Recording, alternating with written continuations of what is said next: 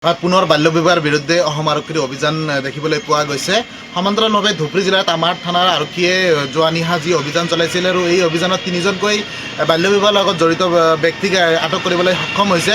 আৰু ধুবুৰী জিলাৰ বিভিন্ন যি থানা আছে এই থানাসমূহতো কিন্তু এই অভিযান চলিছিল।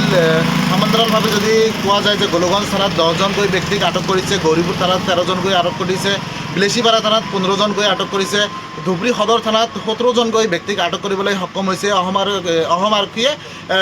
এই ক্ষেত্ৰত স্থানীয় ব্যক্তি আছে, তাৰ পৰা জানিবলৈ যত্ন কৰিম। হয়, কি ক'ব? দেখা গৈছে যে বাল্য বিবাহৰ বিৰুদ্ধে আৰক্ষী অভিযান চলাইছে, কি ক'ব এই ক্ষেত্ৰত? বাল্য বিবাহটো একচুৱেলি আমিও ছাত্ৰ সংগঠন আমিও বিৰোধিতা কৰোঁ। কাৰণ এই বাল্য বিবাহটো কিয়, এটা ছোৱালী যিটো পঢ়াৰ সময়, সেইটো পঢ়াৰ সময় আজি 16 বছৰ 17 বছৰ যদি বিয়া দিয়ে, তেওঁ যদি ছোৱালীজনী যদি মাক হয়, তাৰ নিশ্চয় বেমাৰত পৰি 50 বছৰ জীয়াই নাথাকে, তাৰ আগতে কিন্তু মাৰা যাবলগীয়া হয়।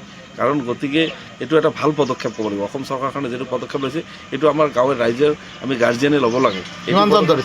আজি তামাৰ থানাত 3জন ধৰিছে আৰু দেখা গৈছে তামাৰ থানা ইতিমধ্যে নিৰাপত্তা কটকটীয়া পুলিচ মানে প্ৰশাসন বহুত কটকটীয়াভাৱে আছে।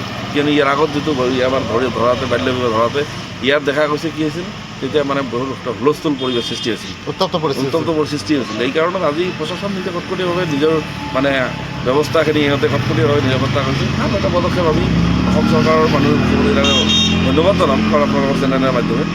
কাৰণ যিটো সময়ত গাৰ্জিয়ানে আমাৰ নিজৰ অভিভাৱক চৰকাৰ আপোনাক এই মুহূৰ্তত আমি ধন্যবাদ জ্ঞাপন কৰিছোঁ।